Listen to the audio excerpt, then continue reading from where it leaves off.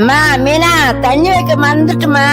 வயசான கதையில எங்காவது ஒழிஞ்சு போகாம இதயத்தின் உயிரை வாயனுக்குது. இந்தாங்க தாலி கட்ட நாள்ல இருந்து இந்த கேள்விக்கு செஞ்சு ஆயிசம் முஞ்சிட்டு பழுகுது. முன்னாடி புலம்பிட்டு இருக்க. இங்க நான் கதறது ஒரு புலம்புற மாதிரி இருக்குதா? உங்க அம்மாக்கா சேவை செஞ்சலாம் இங்க இறக்க முடியாது.